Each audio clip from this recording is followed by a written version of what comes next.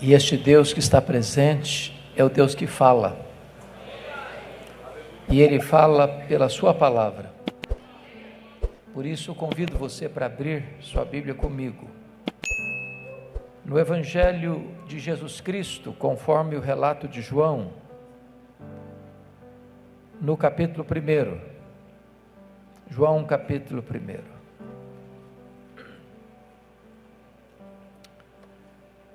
Quando me aproximei do púlpito, vi uma frase profundamente impactante aqui. Se alguém assumir este púlpito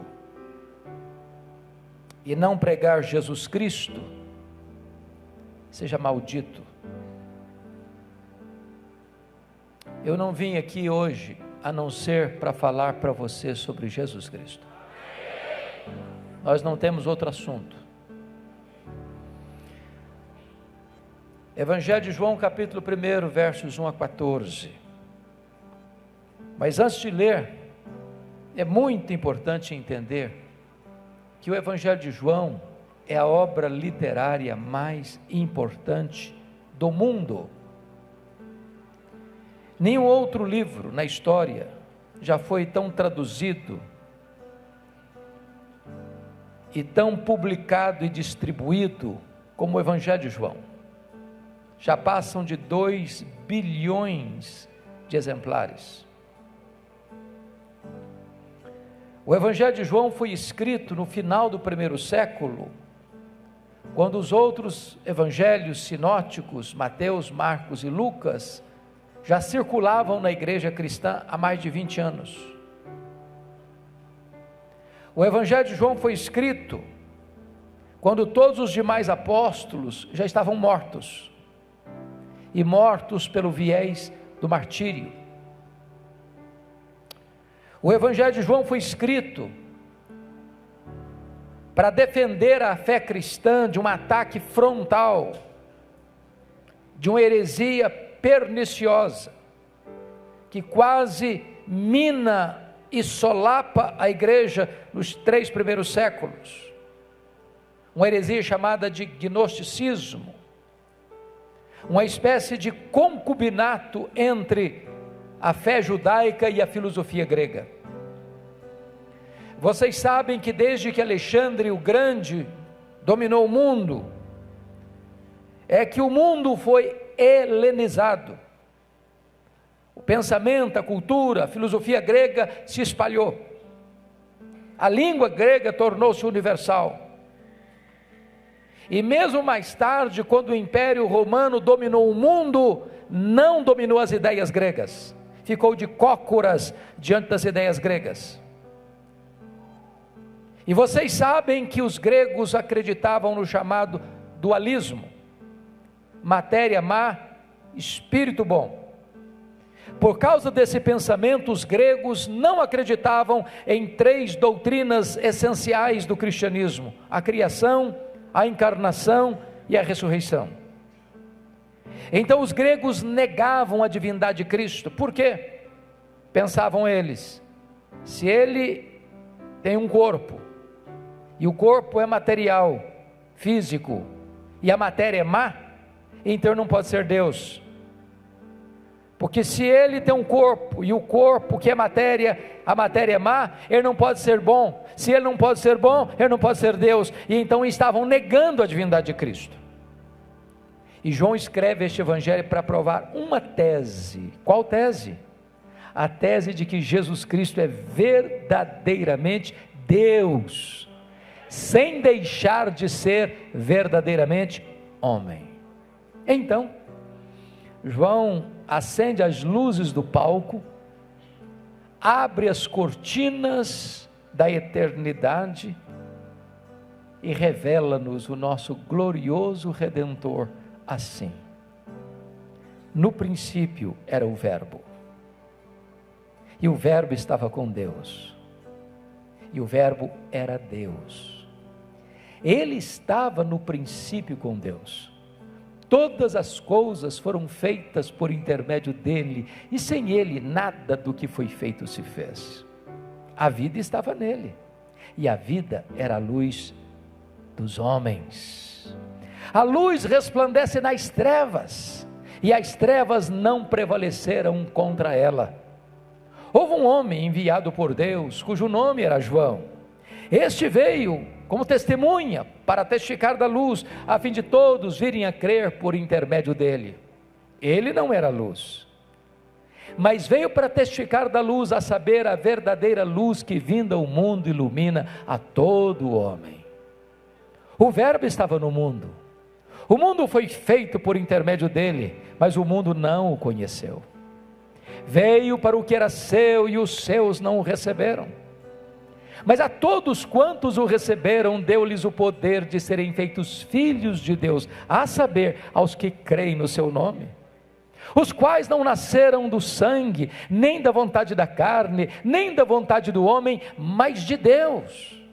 E o Verbo se fez carne e habitou entre nós, cheio de graça e de verdade, e vimos a sua glória, glória como do unigênito do Pai.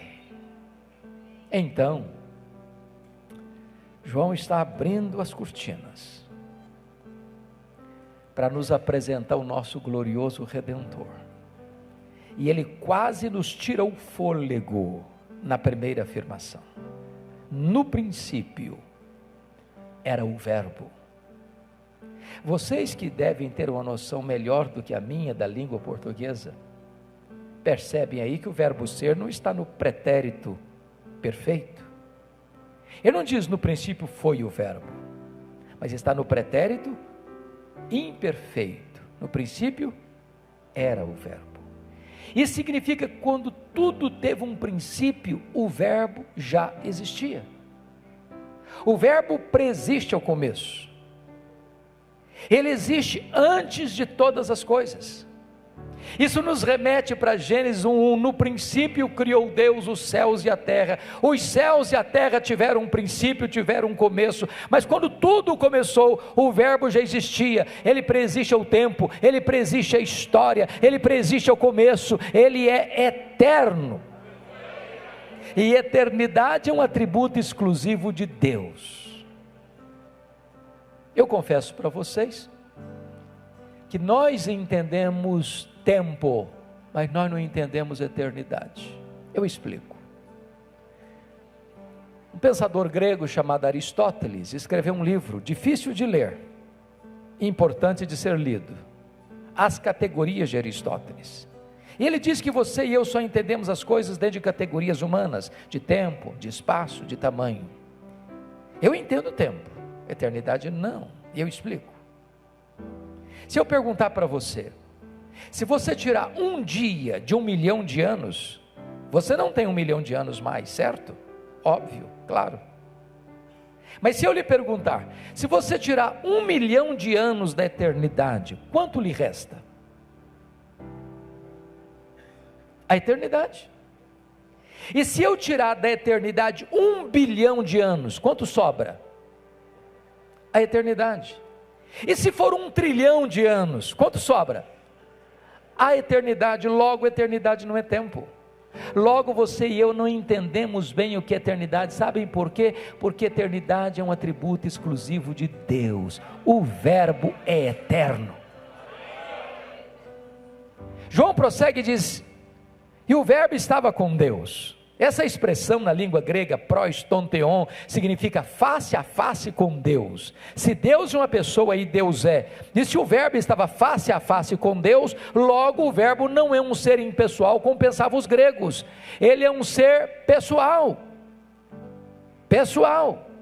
Na verdade, ele é coigual, ele é coeterno, ele é consubstancial com o Pai, ele é Deus de Deus e luz de luz. Ele estava não abaixo, não acima, ele estava face a face com Deus. O verbo estava com Deus. Mas finalmente João diz assim: e o verbo era Deus. Não um ser inferior a Deus, como pensava Ário de Alexandria, não um ser superior aos anjos apenas, mas um ser da mesma essência de Deus, da mesma substância de Deus, tendo os mesmos atributos de Deus e realizando as mesmas obras de Deus. Então eu preciso concordar com o pensamento, com o pensador irlandês C.S. Lewis, quando disse assim: com respeito a Jesus, você só tem 3 opções: ou ele é um mentiroso, ou ele é um louco, ou ele é Deus. Se ele não é quem ele disse ser, ele é um mentiroso. Se ele não é quem ele pensou ser, ele é um louco. Mas se ele é quem ele disse ser, então ele é Deus. Foi ele quem disse: quem me vê a mim, vê o Pai, porque eu e o Pai somos um. E João diz assim no verso 2: ele estava no princípio com Deus. Que princípio? No princípio criou Deus os céus e a terra, pois o nosso glorioso Redentor estava lá, quando todas as coisas foram criadas. Mas ele não estava lá passivamente, não. O verso 3 diz que todas as coisas foram feitas por ele, ou criadas por ele, e nada do que foi feito sem ele se fez. Aqui tem uma verdade gloriosa, espantosa, revolucionária. E esse texto enseja-nos 4 conclusões. Primeiro, a matéria não é eterna como pensavam os gregos. A matéria foi criada, e criada pelo nosso glorioso Redentor. Este mundo é feito de matéria e energia. Matéria e energia não criam a si mesmas. Esse mundo é governado por leis. Leis não criam a si mesmas. Logo, alguém maior do que a matéria, independente da matéria, criou a matéria e estabeleceu leis para governar o universo. Este é o nosso glorioso Redentor. Segunda conclusão: este mundo não veio à existência por geração espontânea. A teoria da geração espontânea não está calçada com a verdade. Desculpem da expressão, o mundo não pariu a si mesmo. O mundo não deu à luz a si mesmo. O mundo não surgiu espontaneamente. O mundo foi criado, e criado pelas mãos do nosso glorioso Redentor. Terceiro, o mundo não é resultado de uma explosão, de uma mega explosão cósmica. A teoria do Big Bang não está calçada com a verdade. Sabem por quê? Porque o caos não produz o cosmos, porque a desordem não produz a ordem. Seria mais fácil acreditar que jogando 1 bilhão de letras para o espaço, elas caíssem em termos de uma grande enciclopédia, do que acreditar que uma mega explosão produziu o nosso universo com leis tão precisas, com movimentos tão harmônicos. Posso lhes garantir que é preciso ter mais fé para ser um ateu do que para ser um crente. O nosso planeta não está onde está porque uma explosão nos deixou aqui, porque o acaso nos deixou aqui. Foram as mãos do nosso Criador que nos colocou aqui. Até porque se nós estivéssemos mais perto do Sol, nós morreríamos queimados. Se nós estivéssemos mais longe do Sol, nós morreríamos congelados.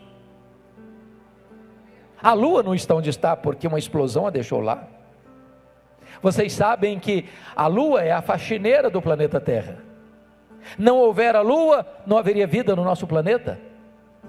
Vocês sabem que as fases da Lua são responsáveis pelas marés, e se não fossem as marés, as nossas praias se encheriam de lixo, e a vida seria impossível no nosso planeta. Não foi o acaso que colocou a Lua onde ela está, foram as mãos do nosso glorioso Redentor.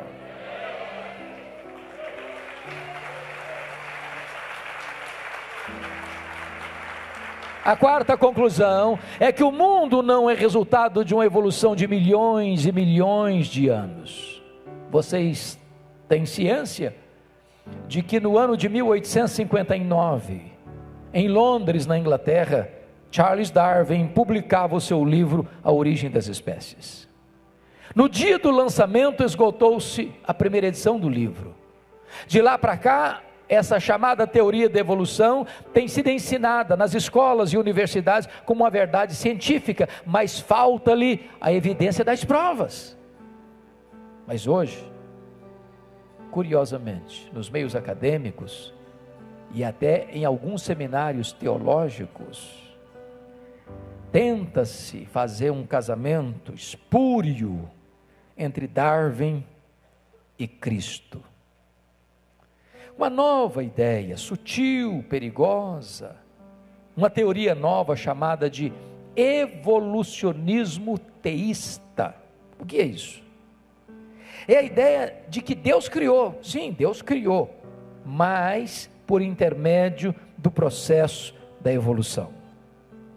O grande problema com essa teoria é que você vai precisar ir para Gênesis 1 e 2 e olhar esse texto como um texto metafórico, não como um texto literal e histórico. Se esse texto registrado em Gênesis, que relata a criação, é um mito, é uma lenda, é uma metáfora, então Adão e Eva não existiram. Se Adão e Eva não existiram, então não houve queda. Mas se não houve queda, então não precisa de redenção. E se o primeiro Adão é um mito, então o segundo Adão também deve sê-lo.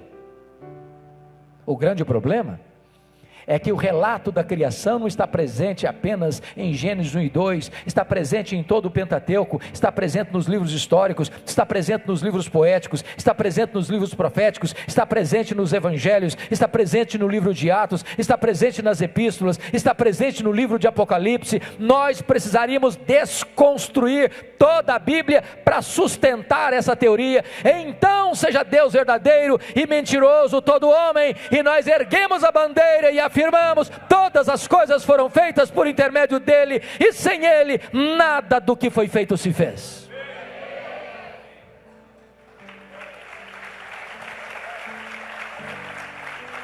Mas uma pergunta se faz necessária: quão grande é esse universo que surgiu das mãos do nosso glorioso Redentor? O profeta Isaías, escrevendo um texto messiânico, cristológico, lá no capítulo 40, diz que este é aquele que mede as águas na concha da sua mão. Pense comigo no Pacífico, no Atlântico, no Índico, no Mediterrâneo. Tente aqui no Atlântico esvaziá-lo com um baldinho. Veja quanto tempo você vai levar. Pois ele mede as águas na concha da sua mão. Ele pesa o pó das montanhas em balança de precisão. Ele mede os céus a palmos. Ele espalha as estrelas no firmamento, e por ser forte em força e grande em poder, quando as chama, nenhuma delas vem a faltar. Ele olha para as grandes nações da terra, as grandes potências econômicas e militares, e considera todas elas como um pingo que cai de um balde, como um pó numa balança de precisão, como um vácuo, como nada, como menos do que nada, pois este é o seu glorioso Redentor. Se você perguntar para um astrônomo assim: qual é o tamanho deste universo que o nosso glorioso Redentor mediu a palmos? Sabe qual é a resposta dele? Eu não sei. Mas quando ele diz eu não sei, ele não está confessando uma ignorância absoluta, não. É que nenhum homem, por mais robusto que seja o seu conhecimento, ou por mais peregrina que seja a sua mente, não, jamais é capaz de afirmar qual é o último limite do universo, porque esta é uma matéria ainda em estudo. Mas eu posso lhes garantir que o universo tem um limite, porque ilimitado só Deus o é. Porém, o que os cientistas já sabem e afirmam é que o nosso universo tem em torno de 93 bilhões de anos-luz de diâmetro. O que significa isso? Significa que se você voar a velocidade da luz, 300 mil quilômetros por segundo, nessa velocidade, você demoraria mais de 93 bilhões de anos para ir de uma extremidade à outra do universo. Pois não há um centímetro desse universo onde Jesus não possa dizer: isso aqui é meu, eu criei isso aqui, sou dono disso aqui, sou Senhor sobre isso aqui. Este é o seu glorioso Redentor. Pergunte para um astrônomo quantas estrelas existem. Sabe qual é a resposta dele? Eu não sei. Mas o que eles já sabem é que há mais estrelas no firmamento do que todos os grãos de areia de todas as praias e desertos do nosso planeta. Vá um dia à praia, encha a concha da sua mão de areia, leve para casa e bote numa tábua de vidro, conte quantos grãos de areia você consegue colocar na concha da sua mão, pois há mais estrelas no firmamento que todos os grãos de areia de todas as praias e desertos do nosso planeta. Mas o seu glorioso Redentor não apenas criou todas elas, Ele batizou cada uma delas pelo nome. Ele conhece cada uma delas pelo nome, e por ser forte em força e grande em poder, quando as chama, nenhuma delas vem a faltar. Este é o seu glorioso Redentor. Todas as coisas foram feitas por intermédio dele, e sem ele nada do que foi feito se fez. Do século 20 para cá, nós não estamos pasmos mais com o macro-universo, não. Nós estamos boquiabertos com o micro-universo.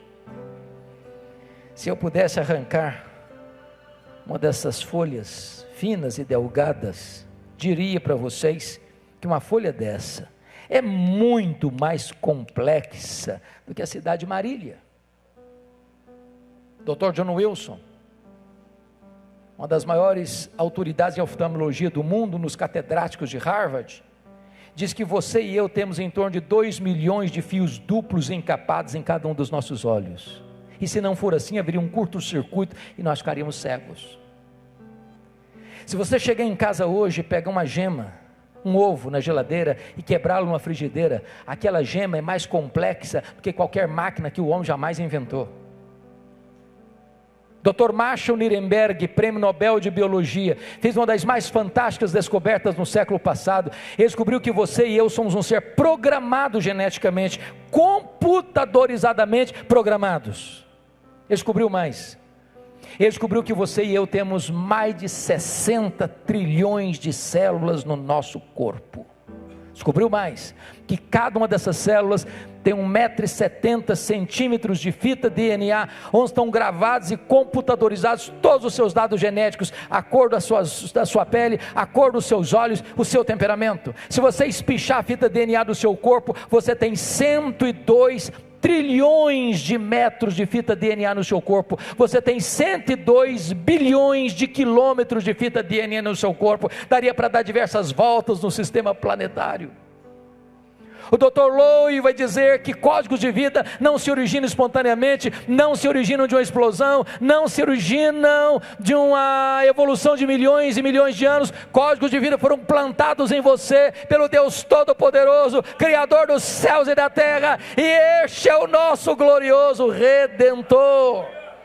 Todas as coisas foram feitas por intermédio dele, e sem ele nada do que foi feito se fez. João vai para o verso 4 e quase nos tira o fôlego de novo, quando ele diz assim: a vida estava nele, e a vida era a luz dos homens. Sabe o que significa isso? Todos os seres que existem, anjos, homens, animais, só têm vida, porque receberam vida dele. Ele, entretanto, é autoexistente. Ele não deriva sua vida de ninguém, ele é a fonte da vida. Alguém pergunta: quem criou Deus? Resposta: ninguém. Ninguém, ele não foi criado, ele é o Criador. Alguém pergunta assim: mas quando ele passou a existir? Não, ele não passou a existir, ele é o Pai da eternidade. Eu quero dizer para você que se você veio aqui hoje, e você veio, é óbvio, se o seu coração está batendo, e é claro que está, é porque ele preserva a sua vida, porque nele vivemos, nos movemos e existimos. Ele é a fonte da vida.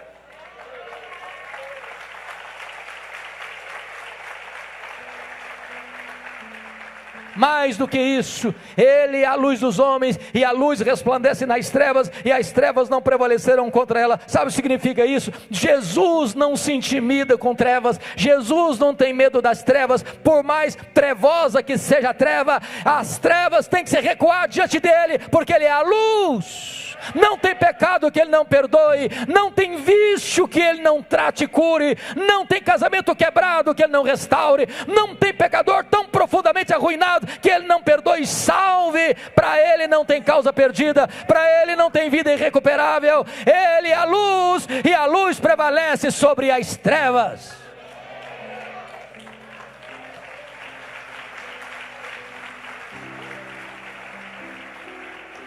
A partir daqui, meus irmãos, João vai abordar um outro aspecto do texto, revelando para nós 3 reações ao verbo de Deus. A primeira reação está nos versos 6 a 9, confira comigo. É a reação do precursor do verbo. Houve um homem enviado por Deus, cujo nome era João. Este veio como testemunha para testificar a respeito da luz, a fim de todos virem a crer por intermédio dele. Ele não era luz, veio para testificar da luz, a saber, a verdadeira luz que vinda ao mundo ilumina a todo homem. Preste atenção comigo. Tem 400 anos de silêncio profético entre o último profeta do Velho Testamento, Malaquias, e João Batista. Tinha templo, tinha culto, tinha festa, tinha sacrifícios, tinha sacerdotes, mas não tinha palavra de Deus. Até o momento que Deus rompeu o silêncio e enviou um homem estranho, vestindo roupa estranha, se alimentando de comida estranha, pregando num lugar estranho, o deserto da Judeia, quente demais de dia, gelado demais de noite. E diz a Bíblia que ele está pregando o batismo de arrependimento para a remissão de pecados. E diz a Bíblia que as multidões fluem aos borbotões para o deserto para ouvi-lo, confessando os seus pecados, recebendo o batismo de arrependimento. E de repente João olha aquela massa humana chegando, multidões e multidões. Quem está vindo? Os soldados, os publicanos, os fariseus, os saduceus. E quando ele percebe que no meio daquela massa humana, fariseus e saduceus estão chegando, junto com eles, ele se dirige à multidão assim: raça de víboras, quem vos induziu a fugir da ira vindoura? Produzir frutos dignos de arrependimento, porque o machado já está posto à raiz das árvores. Aquele que não produzir bom fruto é cortado e lançado fora e no fogo. E de repente, no meio da multidão, surge um bochicho que vai circulando entre a multidão, com uma pergunta sedosa, aveludada, tentadora, perigosíssima, que beija os ouvidos de João Batista com a seguinte pergunta: porventura tu não és o Cristo? Olha a tentação aí, olha o perigo aí, olha a tendência de botar um homem no pedestal aí. Se João tivesse engolido a isca, ele teria falado assim: bom, na verdade eu sou um fenômeno, eu sou um mito.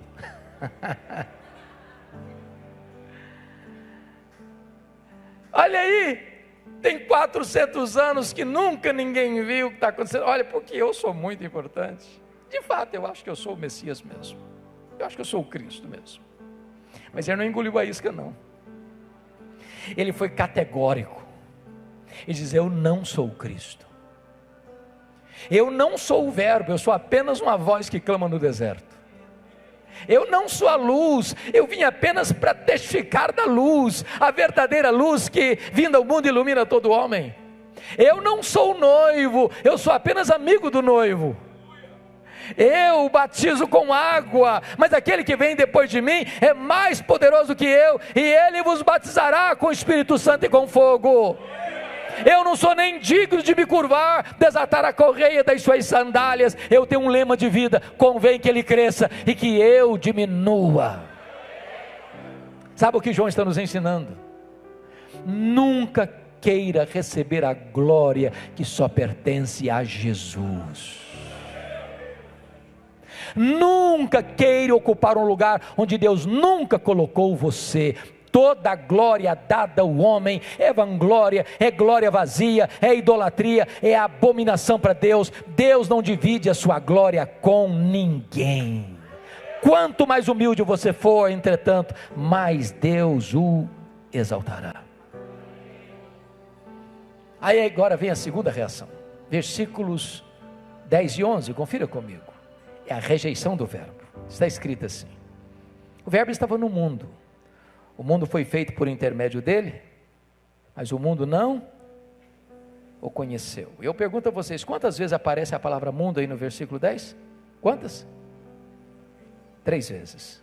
No grego é a mesma palavra, cosmos, cosmos, cosmos, mas cada vez que ela aparece, ela tem um significado diferente. O verbo estava no mundo. Que mundo? Mundo geográfico. O mundo foi feito por intermédio dele. Que mundo? Mundo material. O mundo não o conheceu. Que mundo? O mundo das pessoas. Mas quando chega no verso 11, ele é específico: veio para o que era seu, e os seus não o receberam. Quem são os seus aí? São os judeus. Ele procede dos judeus, é o povo da aliança. Mas não receberam por quê? Por falta de luz? Não, por falta de olhos. Por falta de evidências? Não, por falta de fé. Porque todo o Velho Testamento foi uma preparação para a chegada do Messias. Desde Gênesis 3,15, da semente da mulher nascerá aquele que esmagará a cabeça da serpente.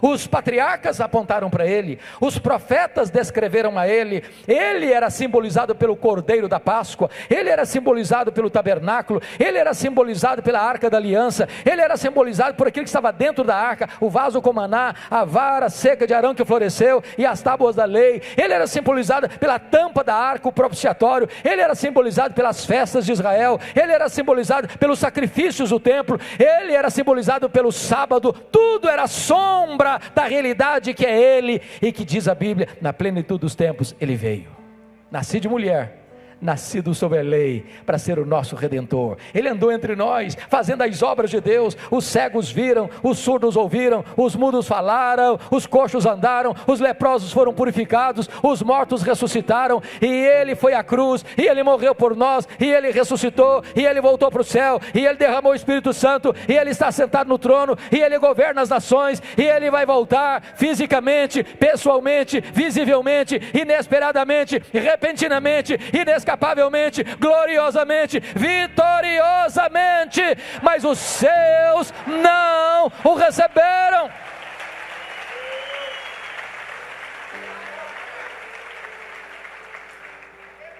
Uma das maiores angústias que nós temos é perceber que esta venda ainda está nos olhos do seu povo. Todos os anos eu levo uma caravana a Israel, uma vez por ano. E a minha maior tristeza é chegar lá e perceber que eles ainda estão esperando o Messias, que já veio. Outra tristeza, pastores, que me dá, é perceber quantos pastores e líderes do Brasil vão para Israel, fazendo uma espécie de peregrinação sagrada. Crente não faz peregrinação sagrada. Sagrado não é a geografia, sagrado é a presença do nosso Deus. É muito triste constatar que muitas igrejas evangélicas no Brasil estão se tornando igrejas judaizadas, importando os utensílios do templo, as festas de Israel, a liturgia de Israel, como se isso fosse um upgrade na fé cristã. Isso é retrocesso, isso é voltar para a sombra. Basta ler a carta aos Hebreus. O que foi a carta aos Hebreus? Foi endereçada a crentes judeus, convertidos do judaísmo para o cristianismo. E em face da perseguição que veio, esses crentes estavam deixando o cristianismo de volta para o judaísmo. E o autor aos Hebreus escreve dizendo o seguinte: voltar para o judaísmo depois de ter abraçado a Cristo é apostasia. Por quê? Porque Jesus é melhor do que os profetas, porque Jesus é melhor do que os anjos, porque Jesus é melhor do que Moisés, porque Jesus é melhor do que Arão, porque Jesus é melhor do que Josué, porque o sacrifício de Jesus é superior ao sacrifício dos cordeiros do templo, porque a nova aliança inaugurada no sangue de Jesus é superior à velha aliança. Jesus nos basta. Há poucos dias, eu fui conversar com um colega pastor, tem mais anos de ministério que eu, e eu perguntei assim: e aí, meu irmão, está tudo bem? Ele me respondeu assim: está muito bem, eu acabo de chegar de Israel. Falei: que bom, como é que foi a viagem? Ele me respondeu assim: não, eu só fui lá jejuar debaixo dos céus de Jerusalém. Aí eu não me aguentei. Ele disse: mas pastor, que jejum caro! Que jejum caro!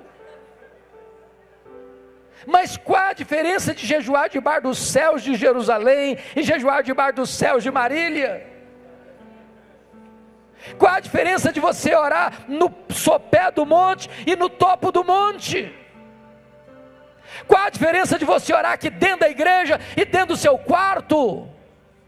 Qual a diferença de você orar dentro do seu carro ou numa estrada movimentada? Deus é Espírito e importa que os seus adoradores o adorem em Espírito e em verdade.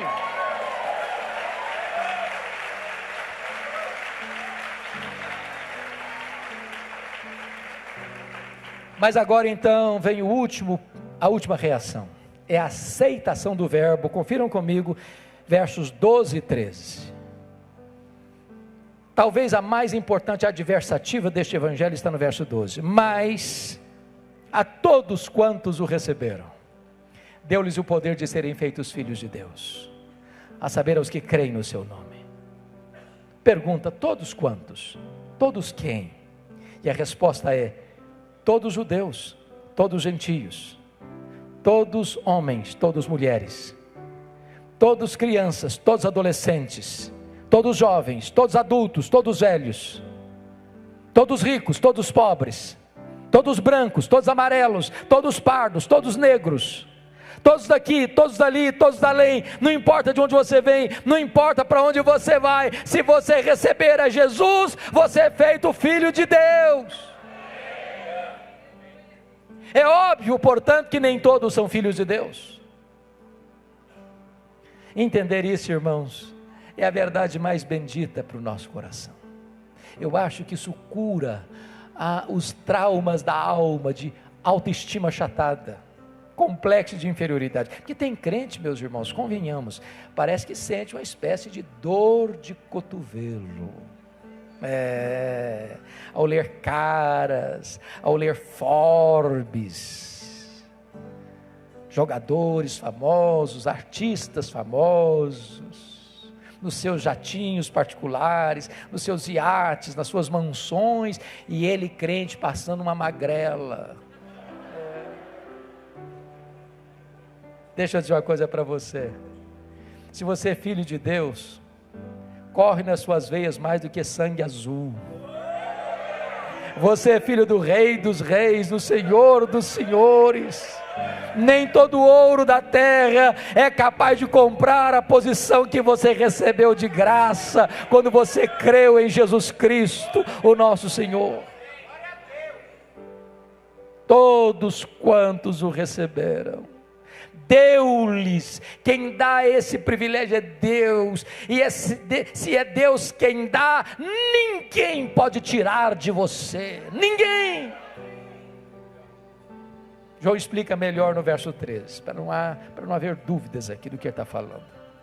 Os quais não nasceram de quê? Do sangue. Sabe o que significa isso? Ser filho de Deus não é hereditário, não é hereditário.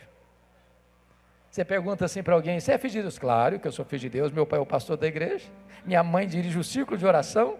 Tá bom, é uma benção você ter um pai que é pastor, sua mãe é uma mulher de oração, mas isso não faz de você filho de Deus, não.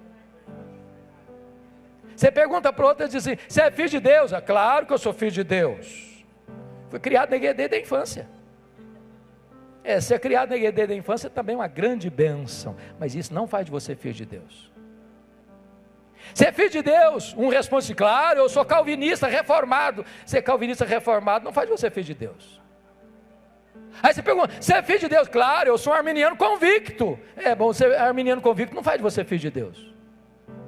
Você é filho de Deus? Claro, eu sou batista. É uma bênção, mas isso não faz de você filho de Deus, não. Você é filho de Deus? Claro, eu sou presbiteriano, sou assembleiano, sou metodista, sou católico. Isso não faz de você filho de Deus. Se é verdade o adágio popular que filho de peixe é peixinho, filho de crente não é crentinho. Para ser filho de Deus tem que nascer de novo, tem que nascer da água e do Espírito, tem que nascer de cima, tem que nascer de Deus, tem que ser nova criatura. Os quais não nasceram do sangue nem da vontade da carne. Sabe o que significa isso? Você não tem competência de fazer de você mesmo filho de Deus. Pense você comigo agora, você tirando férias, indo para o Nordeste, aquela praia com água morninha, debaixo de um coqueiro, deitado numa rede, tomando água de coco, aquela brisa batendo no seu rosto. Daqui a pouco você está pensando: como Deus é bom comigo. Você quer saber de uma coisa? A partir de hoje eu me declaro, eu me faço filho de Deus. Você não tem essa competência, você não tem esse poder, você não se faz filho de Deus, você é tornado filho de Deus, quando o próprio Deus declara você seu filho, quando você crê no seu Filho Jesus Cristo. Terceiro, os quais não nasceram do sangue, nem da vontade da carne, nem da vontade do homem. Sabe o que significa isso? Ninguém pode fazer de você filho de Deus, nem o pastor da igreja, nem o missionário, nem o sacerdote, nem o bispo, nem o padre, nem o papa, nem Paulo, nem Pedro, nem Maria, nem a igreja, nem a denominação religiosa, nem um concílio eclesiástico. Nenhuma autoridade humana tem competência de dizer: seja filho de Deus. Só o próprio Deus pode realizar essa obra na sua vida e dar a você o direito, a autoridade de ser seu filho. E não é porque você nasceu na família A, não é porque você nasceu na família B, não é porque você frequenta a igreja A, não é porque você frequenta a igreja B, não é porque você é bem educado, não é porque você tem dinheiro, não é porque você não tem dinheiro. Você se torna filho de Deus apenas quando você crê em Jesus Cristo, nosso Senhor. Agora João vai terminar, versículo 14, e ele vai nos levar para o maior mistério do cristianismo. Maior mistério. Atanásio, que venceu as teses de Ário lá no concílio de Nicéia em 325, escreveu um livro sobre encarnação, e ele diz que é o maior mistério do cristianismo. E é mesmo, se não vejamos. E o verbo se fez carne. Pergunto: que verbo? Que verbo? O verbo eterno, pessoal, divino, autoexistente, criador, autor da vida. O verbo que é verdadeiramente Deus, infinito, imenso, eterno, imutável, onipotente, onipresente, onisciente, transcendente, soberano, que nem os céus dos céus pode contê-lo. Agora ele vai se esvaziando, se esvaziando, se esvaziando, se esvaziando, a ponto de se tornar um zigoto, um embrião, um feto, um bebê, que nasce de uma virgem, é deitado numa manjedoura, e está ali dormindo, placidamente. Aquele menino é o Rei da Glória, é o Criador do Universo, é o soberano Senhor dos céus e da terra. E João diz que ele habitou longe de nós, entre nós. Vestiu pele humana, calçou as sandálias da humildade, pisou o nosso chão, bebeu a nossa água, comeu o nosso pão, sentiu a nossa dor, chorou a nossa lágrima, carregou sobre o seu corpo com o nosso pecado, morreu por nós e ressuscitou gloriosamente. Mas Ele se manifestou entre nós de que maneira? Cheio de graça e de verdade. Já pensou se Ele tivesse manifestado entre nós cheio de justiça e juízo? Estaríamos fulminados. O melhor de nós, diz a Bíblia, as nossas justiças, aos olhos dele, não passam de trapos de imundícia. Se o melhor de nós são trapos, e o pior de nós, o que seria?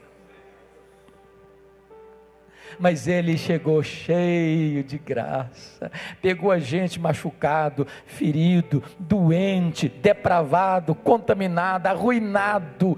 Ele chegou e viu a gente morto, e Ele nos deu vida, e Ele nos lavou, Ele nos limpou, nos purificou, nos transformou, nos restaurou, nos adotou e nos fez membros da família de Deus. E João conclui assim: e vimos a sua glória, glória como do unigênito do Pai. Você sabe que glória não é um atributo de Deus. Glória é a somatória de todos os atributos de Deus, no seu resplendor máximo. Quando um profeta vinha, falava de um atributo de Deus, Isaías a santidade, Amós a justiça, Oséias a misericórdia, mas quando Jesus veio, Ele veio para mostrar Deus. Sabe por quê? Porque Ele é o resplendor da glória, Ele é a exata expressão do ser de Deus, nele habitou corporalmente toda a plenitude da divindade. Ele diz: quem me vê a mim, vê o Pai, porque eu e o Pai somos um. Você quer saber quão maravilhoso é Deus? Olha para Jesus. Você quer saber quão santo é Deus? Olha para Jesus. Você quer saber quão amoroso é Deus? Olha para Jesus. Você quer conhecer Deus? Olha para Jesus. Então eu disse para vocês no começo, que João escreveu este evangelho para quê? Para provar uma tese. Qual tese? Jesus Cristo é Deus. Como é que ele provou essa tese até agora? De duas maneiras. Primeiro, Ele é Deus porque Ele tem os mesmos atributos. Segundo, Ele é Deus porque Ele faz as mesmas obras. Quando você examina o evangelho todo, ele vai seguir a mesma linha. Sabe o que João vai fazer? Ele vai pegar 7 milagres para registrar. Por que 7? 7 é o número da perfeição. Por que milagres? Porque são obras de Deus. Primeiro milagre, capítulo 2, transforma água em vinho. Segundo milagre, capítulo 4, ele cura o filho de oficial. Terceiro milagre, capítulo 5, ele cura um paralítico em Betesda. Quarto milagre, ele multiplica pães e peixes, no capítulo 6. Quinto milagre, ele anda sobre o mar, capítulo 6. Sexto milagre, capítulo 9, ele cura um cego de nascença. Sétimo milagre, capítulo 11, ele ressuscita Lázaro. Se ele faz as obras de Deus, logo ele é Deus. Mas João vai provar também que Ele é Deus, porque Ele tem os mesmos atributos. O que João vai fazer? Ele vai pegar João 8,58, antes que Abraão existisse, eu sou, é o nome de Deus no Velho Testamento, revelado a Moisés. É o Iavé, é o Javé, porque Iavé e Javé são parecidos, porque a letra J e a letra I no hebraico é a mesma letra. Então preste atenção no que eu vou dizer aqui. Quando você pega as vogais de Yahvé ou Javé, com as consoantes de Adonai, e junta, você forma o nome Jeová, pois Jesus é o Jeová do Velho Testamento. O que João vai fazer? Selecionar 7 declarações de Jesus: eu sou. Primeira declaração, João 6,35, eu sou o pão da vida. Segunda declaração, João 8,12, eu sou a luz do mundo. Terceira declaração, João 10,9, eu sou a porta. Quarta declaração, João 10,11, eu sou o bom pastor. Quinta declaração, João 11,25, eu sou a ressurreição e a vida. Sexta declaração, João 14,6, eu sou o caminho e a verdade e a vida. Sétima declaração, eu sou a videira verdadeira e o meu pai o agricultor. Se ele tem os mesmos atributos de Deus, logo ele é Deus. Está provada a tese de João. Mas para encerrar, uma coisa me intriga demais. Sabe o que me intriga? Dessas 7 declarações, uma ele compartilha com a igreja. Só uma. Por exemplo, ele diz em João 8,12, eu sou a luz do mundo. Mas ele diz em Mateus 5,14 assim, vós sois a luz do mundo. Em lugar nenhum Jesus disse para a igreja assim: vós sois o pão da vida. Em lugar nenhum. Ele disse assim: vós sois a porta, vós sois o bom pastor, vós sois a ressurreição e a vida, vós sois o caminho, a verdade e a vida, vós sois a videira verdadeira. Ele nunca disse isso, mas ele disse: eu sou a luz do mundo. E ele disse também: vós sois a luz do mundo. Como entender isso? Para explicar-lhe, faço duas perguntas. Primeira: o sol brilha?